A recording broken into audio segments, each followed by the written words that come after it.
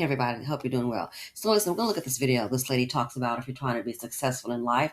The caption reads, single ladies, stay single, especially if you are starting a new business and or a new endeavor. Men are toxic.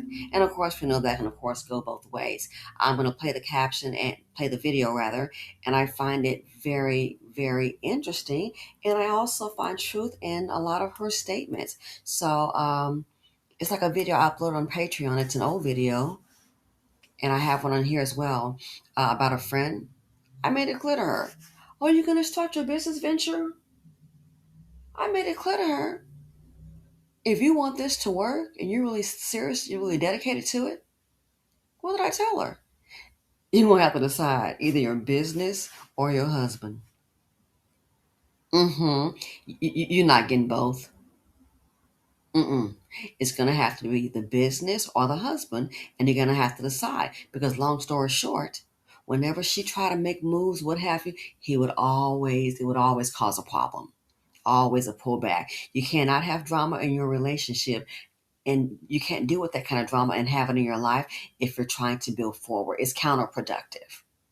Okay. And it can also go for men as well. I have a friend of mine. We had the conversation earlier this week, the same thing. So let's go ahead and listen to her video. It's people are just not always genuine. It's very hard to find a partner or someone who understands and who's truly rooting for you. Because see, people can root for you on the ground when you're getting it started. But when success starts hitting, or it may seem like, the tide is turning in your favor, you'd be surprised. They probably didn't think you were going to get that far, and they might start acting up. So, without further ado, let's go ahead and listen to the video. Here we go. Ladies, if you really trying to be successful in your business, or you got a new endeavor that you're trying to pursue, the best thing you can do is stay single. I promise you, as a living witness, 100% of the women that I know personally. Now, if I don't know you, if I don't have your number in my phone, I can't pull up on you, we don't talk, I'm not talking to you. But 100% of the married women that I know are miserable. Okay? For whatever reason they choose to stay or whatever, I know for a fact the women that I know, miserable. I just had somebody, a married woman in my car, and all they doing is she arguing with her husband. Get off the phone with him. She complaining about him. Statistics.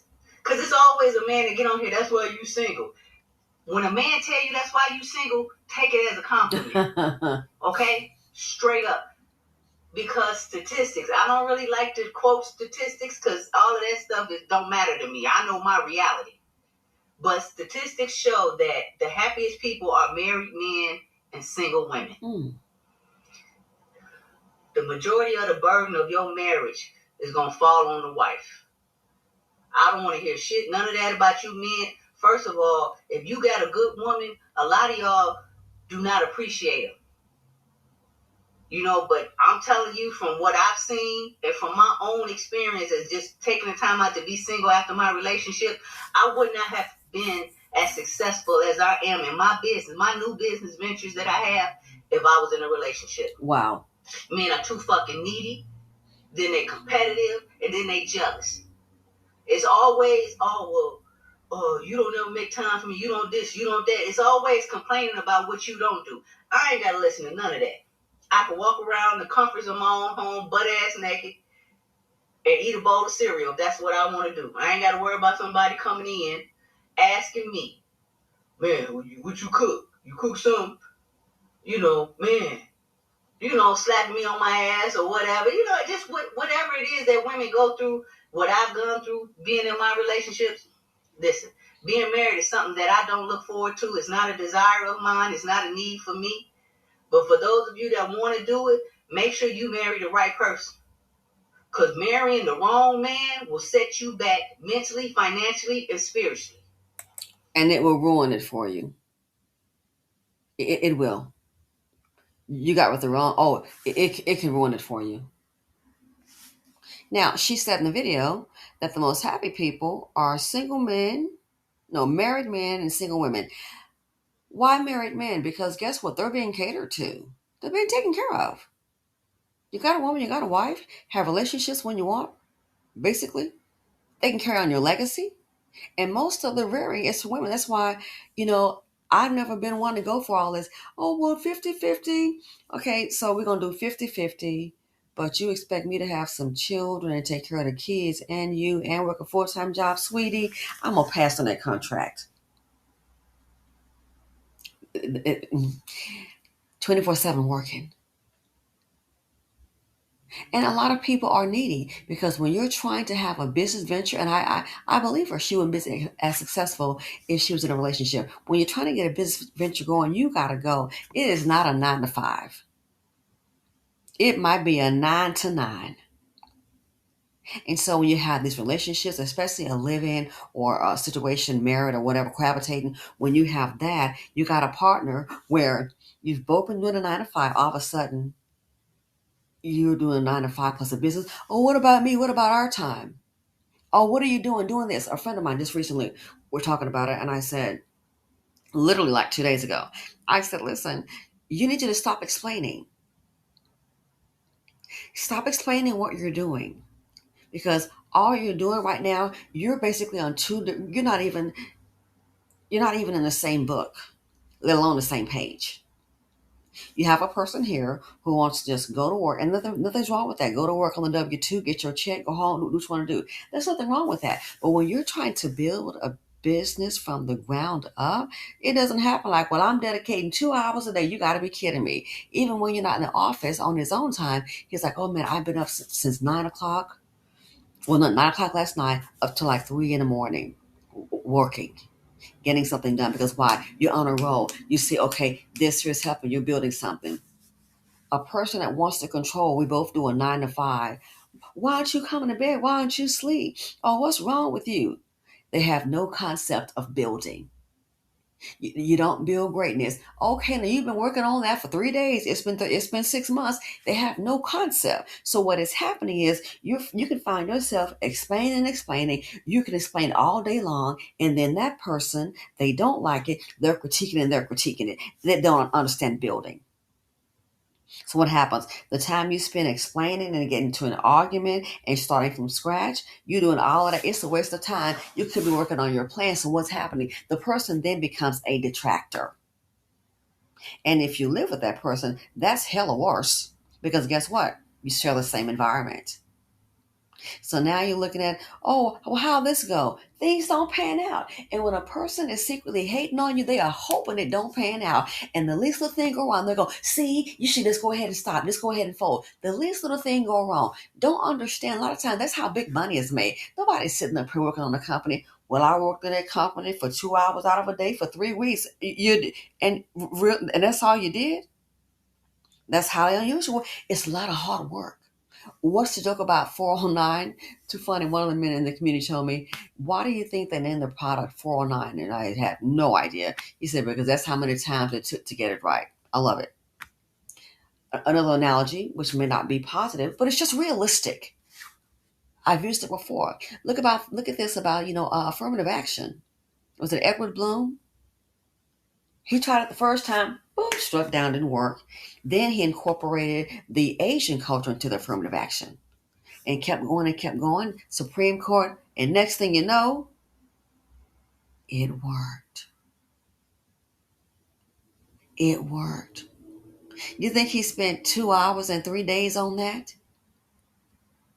Kept at it. Look at the money put forward to get that going. Look at the time and energy, and then look at it, which I'm totally adverse to. And most of the jobs, like I said, with DEI, my community benefited 4%. So it's, you don't want to see anyone without a job, but it's like really 4%. The 96% went to the clear people. The studies have shown it. But yeah, just an example. So look at all the time and energy put into it. That was an investment that a lot of people don't want to make. That was the investment that was made, and now look what's happened. Have you seen the two young, I'm calling them characters, the two young men, that's how I see them, the two young men behind with the cuts with Doge? Have you seen the depositions have been released? Huh. The lawsuits have been filed, which I'm happy to hear. That's a different video. Wow. So you basically targeted certain people. Got it. And then they're asking you, what is, explain DEI.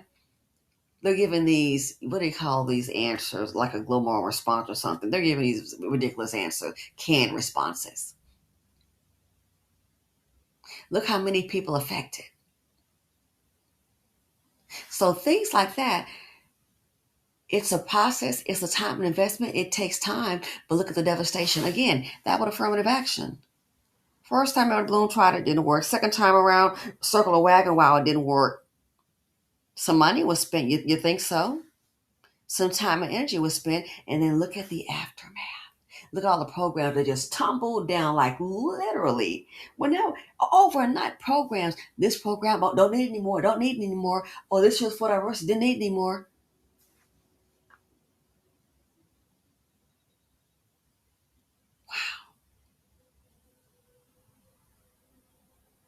So look at the time and energy spent to do that, and then now once it's done, look at the aftermath. And I don't see a change overnight. What's the idea? In case someone may be a little slow, the idea is look at the time and money spent to build that case to get to that level. So when you're building, it isn't just it's not an easy process. You're going to have stumbles. You're going to have setbacks that occur, and then the finances still continue on. So if you have a partner that is weak-minded, that likes to spin, spin, spin, or a partner that is needy, you're going to have an obstacle. You're going to spend so much time more than likely just fighting. And then you look at it, all that energy and fighting, you can't get in the right headspace. And guess what? That's taken away from your building process. Again, that's why I told a girl, you're going to have to decide, honey, your husband or the business, because you're not going to effectively have both. The jealousy can be there.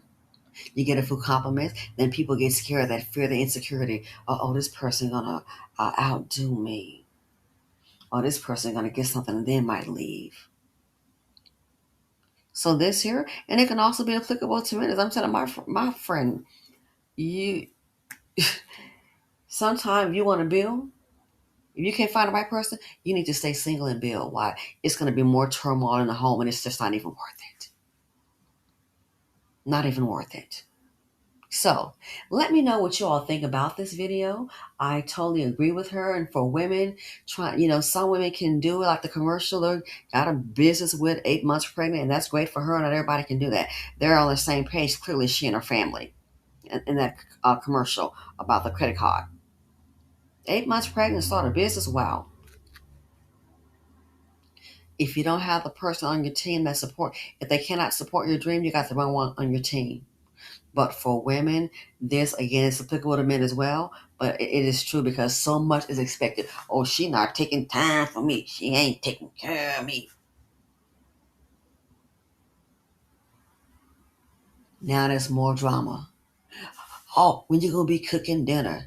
You don't put in so many hours, let alone sweat equity.